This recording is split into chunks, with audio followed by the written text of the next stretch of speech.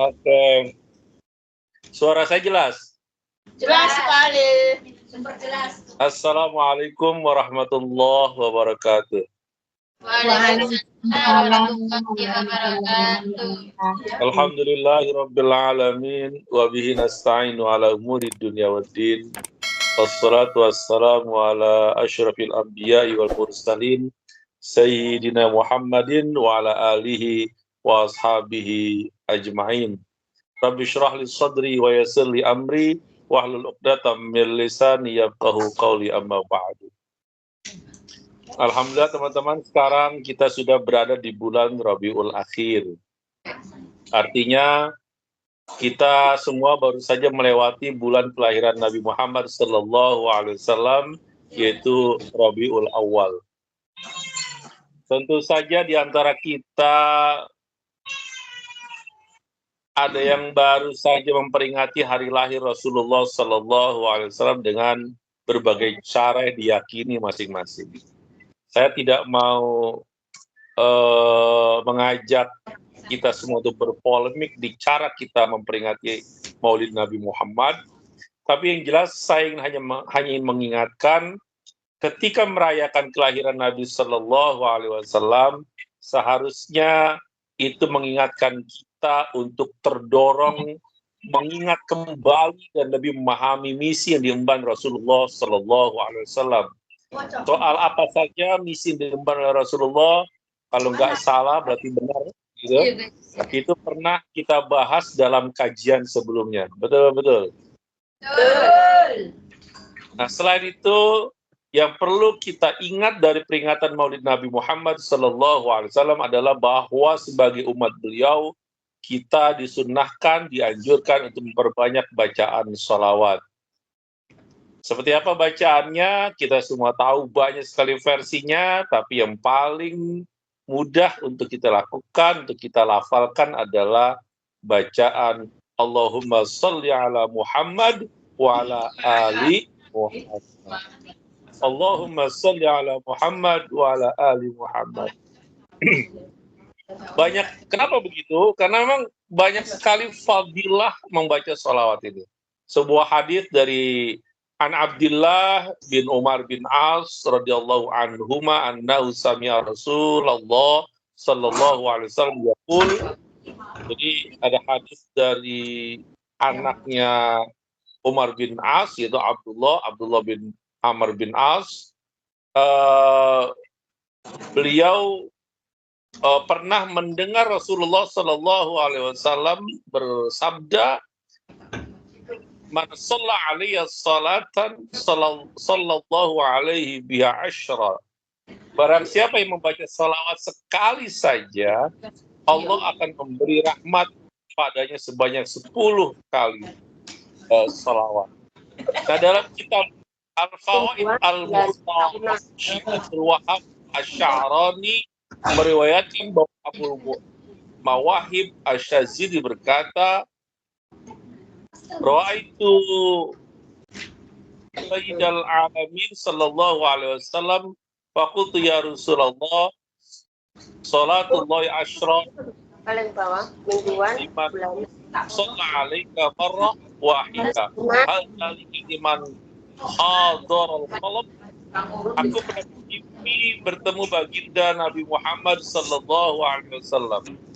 Aku bertanya dalam mimpi itu, Allah, kata beliau, ada hadis yang mengatakan 10 rahmat Allah diberikan bagi orang yang berkenan membaca sholawat sekali.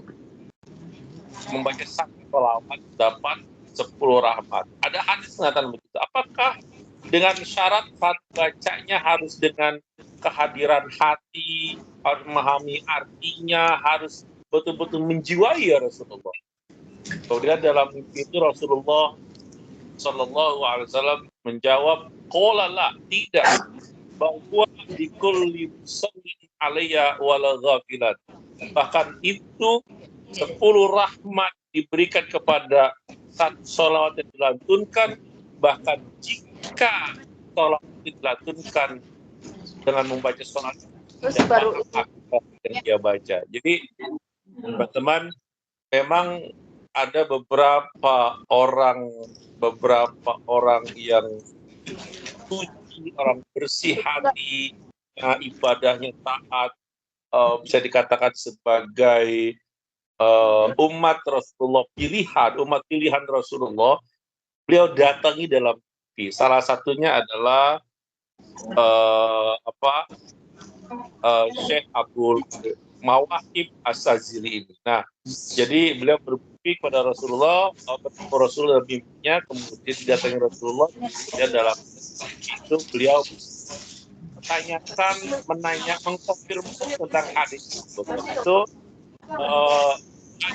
itu dinyatakan benar oleh Rasulullah, dan kemudian ditegaskan bahwa fadilah sholawat itu bukan hanya didapat ketika kita melantunkan sepenuh jiwa, sepenuh hati, dan pemahaman yang kuat, tapi kita nggak paham sekalipun itu maknanya, kita nggak paham, tetap rahmat bagi setiap satu lantunan sholawat yang kita bacakan itu tetap saja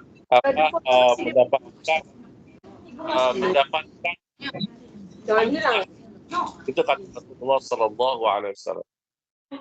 Nah, apabila jika bertepatan pada hari Jumat, maka kita dianjurkan juga untuk memperbanyak membaca sholawat. Kalau hari Jumat ini kita perbanyak membaca sholawat untuk Rasulullah Sallallahu Alaihi Wasallam. Ada hadis Nabi yang menyatakan bahwa inna afdali ayyamikum yaumul jum'ah fa'aksiru alayya minas sholafi fa inna sholatakum ma'rudatan alayya. Sabda Rasulullah Sallallahu Alaihi Wasallam, hari yang paling mulia adalah hari Jumat. Inna afdal ayyamikum yaumul jum'ah, gitu bacanya. Maka perbanyaklah selawat di hari itu, karena salat kalian dihaturkan ke pangkuan sabda Rasulullah Sallallahu Alaihi Wasallam. Saking banyak fadilahnya anjuran membaca sholawat, langsung difirmankan Allah Subhanahu Wa Taala. Ini ayatnya sudah masyhur, sudah kita hafal semua bersama-sama. A'udzubillahi minasyaitonirrajim. Bismillahirrahmanirrahim. Innallaha wa malaikatahu yusholluna 'alan nabi. Ya ayyuhalladzina amanu shallu 'alaihi wa sallimu taslima. Masya Allah, semangat benar. Sungguh Allah dan malaikatnya bersolat untuk Nabi Muhammad Sallallahu Alaihi Wasallam. Innallaha malaikatahu yusholluna 'alan nabi. Wahai orang-orang yang beriman, ya ayyuhalladzina amanu shallu, bersalawatlah kalian untuk Nabi, shallu alaihi wasallimu taslima, ucapkanlah salam kepada beliau. Salah satu hikmah dari peringatan Maulid Nabi Muhammad Sallallahu Alaihi Wasallam, selain kita banyak membaca sholawat, mengingat Rasulullah dan mengirimkan penghormatan, salam penghormatan kepada beliau, juga adalah kita dengan salah satu hikmahnya mengingat Maulid Nabi Muhammad SAW, memperingatinya adalah kita teringat dengan spirit istiqomah dalam beribadah. Istiqomah di sini bermakna keteguhan hati dalam menempuh jalan yang diridhoi Allah Subhanahu Wa Taala, terutama istiqomah dan keteguhan hati dalam ibadah kepadanya. Istiqomah bukan hanya sekadar melakukan ibadah dengan ukuran kuantitas, main banyak-banyak, bukan hanya itu, ya, bukan hanya itu. Tapi terus-menerus dalam menjalankan perintah Allah, ini makna istiqomah, terus-menerus dalam menjalankan perintah Allah dengan meningkatkan kualitas dalam setiap aspek kehidupan. Istiqomah merupakan unsur yang penting dalam ibadah kita sehari-hari. Jadi ini penting sekali teman-teman untuk kita pahami, untuk kita ingat. Kita udah tahu semua, tapi kita perlu mengingat kembali, kemudian mempraktikkan kehidupan sehari-hari. Dengan istiqomah kita akan senantiasa meraih keberkahan dalam setiap aktivitas kehidupan dan akan mendapatkan ganjaran dari Allah Subhanahu wa Ta'ala. Gimana? A'udzubillahi minasyaitonir rajim. Bismillahirrahmanirrahim. Innal ladzina Allah thumma istaqamu tatanazzalu alaihimul malaikah alla takhafu wa la tahzanu wa abshiru bil jannati allati kuntum tu'adun. Sesungguhnya orang-orang berkata Tuhan kami adalah Allah, Kalau bilang itu jangan amit Bu, itu loh. dia tetap dalam pendiriannya, istiqomah, untuk mastaqim. Mereka sering berkata, kamu takut, la takhafu wa la tahzanu, dan jangan bersedih hati serta bergembiralah dengan memperoleh surga yang telah dijanjikan kepadamu. Jadi kalau kita beriman kepada Allah, kita sudah menyatakan bahwa Allah Tuhan kita, kemudian kita istiqomah dan beribadah kepada Allah, insya Allah di sini disebutkan ganjaran surga janji Allah Subhanahu wa Ta'ala. Allah ketika berjanji kepada hambanya, insya Allah pasti Allah akan ingkar. Inna Allah la yukhliful mi'ad. Inna Allah ingkar. Selain itu Allah juga menjanjikan bagi umat Islam yang bisa menjaga istiqomahnya dengan menggerakkan rezeki yang banyak dan mampu mencukupi segala kebutuhan hidup hambanya tersebut. Wa istaqamu ala tariqah lasqainahu ma'an ghadaqa. Artinya sungguhnya seandainya berjalan lurus di atas jalan itu agama Islam, kami akan mengkurangkan air yang banyak atau rezeki yang cukup. Dalam kehidupan ini kita sering menghadapi berbagai dinamika yang berdampak pada naik turunnya semangat menjalankan berbagai aktivitas termasuk dalam hal ibadah. Kadang kita rajin sekali ibadah, kadang kita seperti nggak punya motivasi, malas sekali. Itu juga kadang saya alami gitu. Nah, kondisi ini teman-teman tentu perlu kita sikapi dengan bijaksana. Kalau kita berada puncak semangat untuk beribadah dan bermuamalah, kita harus sekuat tenaga mempertahankannya. Namun ketika memang kita sedang pada kondisi terpuruk dan kurang motivasi dalam beribadah, kita juga ikhtiar mencari cara bagaimana meningkatkan spirit dan semangat kita untuk beribadah. Berada semangat untuk beribadah, kita tuh bagaimana caranya kita ibadahnya, bukan hanya jumlahnya, bukan hanya kuantitasnya yang kita buat, kita tinggikan, kita perbanyak, tapi kualitas ibadah juga kita harus tingkatkan. Nanti saat motivasi kita sedang turun dalam beribadah, kita ikhtiar gimana caranya biar kita bisa istiqomah dan tetap rajin ibadah, tidak meninggalkan ibadah. Nah, terkait dengan hal ini, istiqomah menjadi solusinya. Jadi kalau kita istiqomah, insya Allah nanti motivasi beribadah akan terus ada dan kuat di hati kita. Istiqomah bisa kita artikan sebagai sikap kemudian dan selalu konsisten dalam melakukan sesuatu. Rasulullah terutama dalam hal ini adalah dalam ibadah. Rasulullah Shallallahu Alaihi Wasallam bersabda, "Ahabul a'mal ilallah Taala adwamuha wa itqal." Amalan cintai Allah adalah yang terus-menerus istiqomah dilakukan meskipun sedikit, dengan senantiasa menguatkan istiqomah dalam kondisi senang maupun susah, maka kita akan mampu merasakan manisnya ibadah dan amal kita, walaupun hal itu dilakukan sedikit demi sedikit. Tapi kan sedikit demi sedikit nanti lama-lama menjadi bukit. Tahapan jadi bukitnya itu, ya nggak?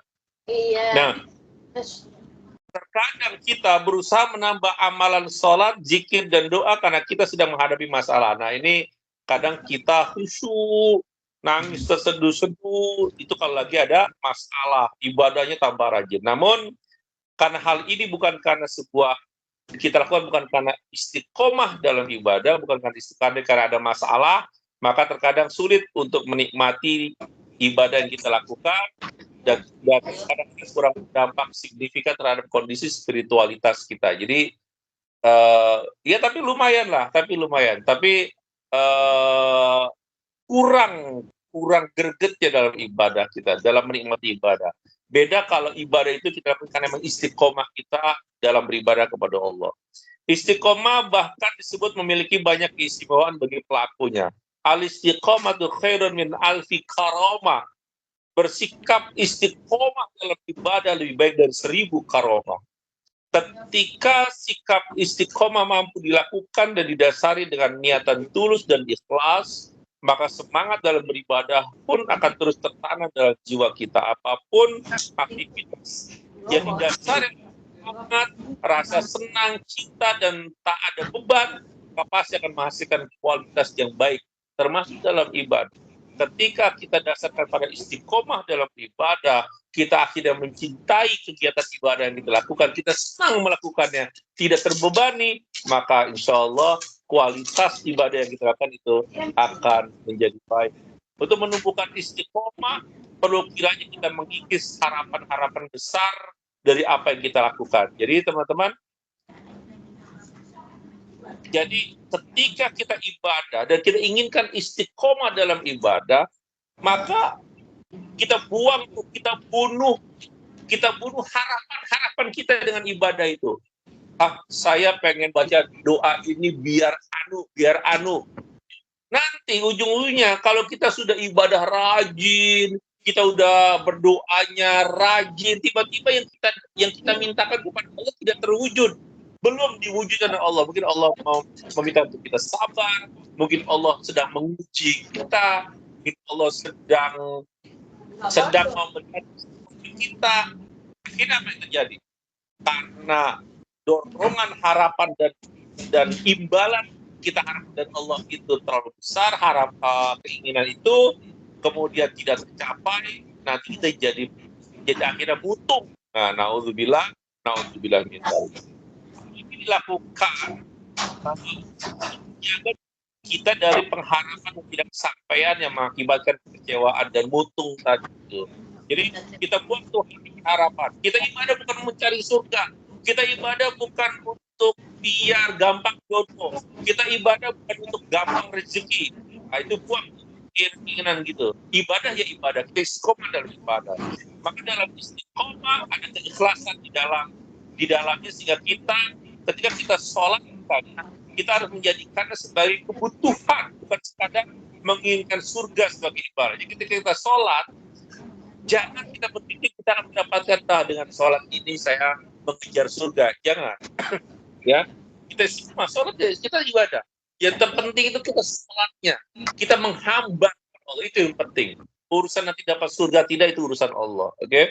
Ketika kita berharap sholat untuk surga, sholat untuk ini, untuk itu, nanti ketika untuk ini, untuk itu tidak terwujud, kita akan kecewa dan akhirnya berputus asa. Naudzubillah min dzalik. Jika kita berdoa kepada Allah, mari jadikan doa kita lebih utama daripada terkabulnya doa kita. Nah itu. Jadi kalau kita berdoa, ya memang doa ini adalah ibadah kita kepada Allah. Yang penting itu doa ini, lantunan doa ini, bukan hasilnya diwujudkan atau tidak diwujudkan, itu urusan Allah. Yang penting kita ikhlas. Itulah makna ikhlas dan makna istiqomah. Kita doa terkabulkan, tidak terkabul, kita istiqomah dalam berdoa. Insya Allah berdoa pun sudah sangat baik. Itu yang terpenting. Ya, kita ikhlas. Ya, Allah kabulkan, tidak Allah kabulkan, kita tetap berdoa. Itu namanya ikhlas.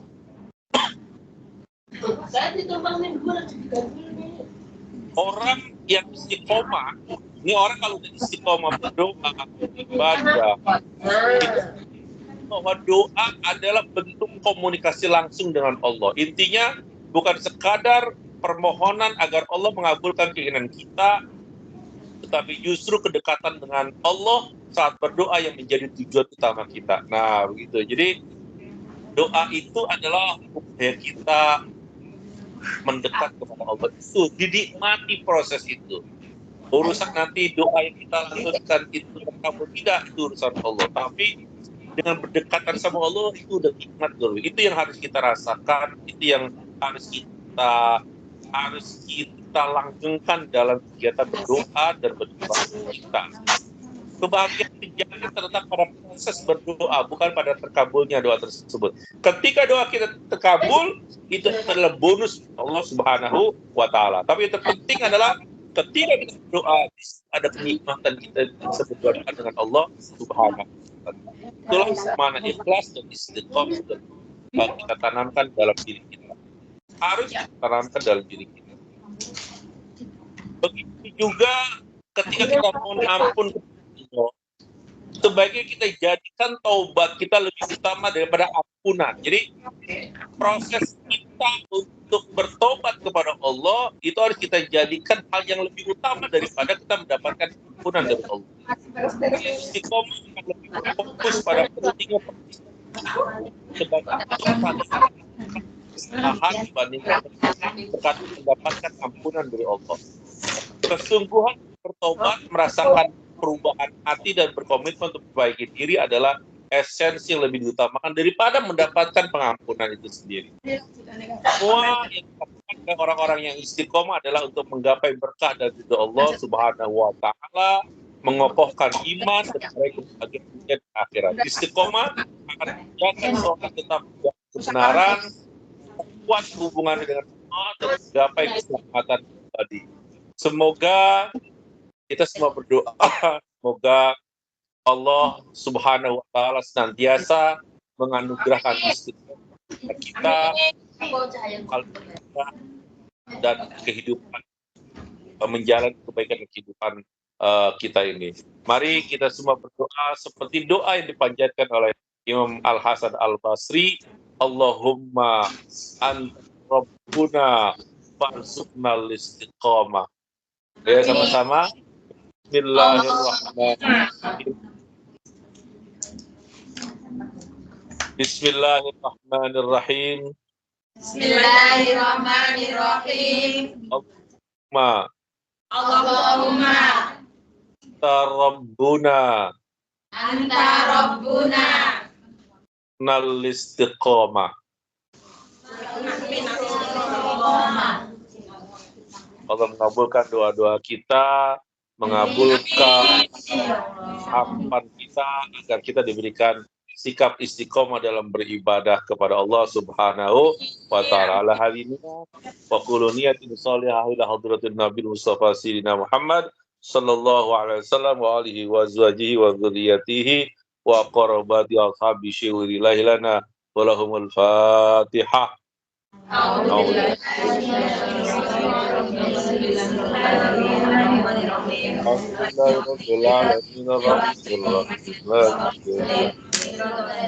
إياك نعبد وإياك نستعين اهدنا الصراط المستقيم صراط الذين أنعمت عليهم غير المغضوب عليهم ولا الضالين آمين آمين يا الله آمين يا رحمن آمين يا رحيم آمين يا مجيب السائلين ربنا تقبل منا إنك أنت السميع العليم وتب علينا إنك أنت التواب الرحيم دعوة فيها سبحانك اللهم وتحية فيها السلام وآخر دعوة الحمد لله رب العالمين.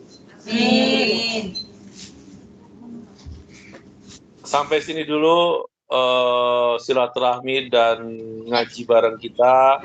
Semoga bermanfaat. Semoga saya mohon maaf apabila ada yang salah dari apa yang saya sampaikan atau cara saya menyampaikannya ada yang kurang berkenan di hati teman-teman semua, sehingga silaturahim kita, ngaji bareng kita hanya menghadirkan kebaikan, manfaat, berkah dan ridho dari Allah Subhanahu wa Ta'ala. Jadi di Hongkong lagi musim apa ini? Saya agendanya bulan November kalau jadi ke Hongkong ini ada acara. Acara mau lagi silir-silir ya? Musim dinginnya belum datang, musim dinginnya. Belum, udah memasuki. Belum. Musim panasnya sudah pergi, musim dinginnya belum datang. Oh, masih paling enak itu di Hong Kong. Iya, Itu Lagi enak-enaknya. Itu insya Allah nanti bulan November, kalau mungkin saya datang, mungkin juga saya nggak datang, tadi tim saya datang, nanti saya di Olympic House bersama Hemat mau bagi-bagi hadiah, termasuk bagi-bagi emas dari Chow Tai Fook. Insya Allah.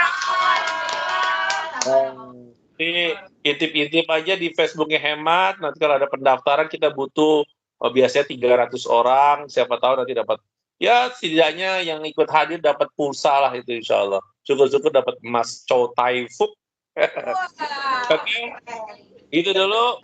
Saya akhiri. Wallahu taufiq wal hidayah. Wassalamualaikum warahmatullahi wabarakatuh. Waalaikumsalam warahmatullahi wabarakatuh. Terima kasih Ustaz. Ya, bersama. Join in Hong Kong.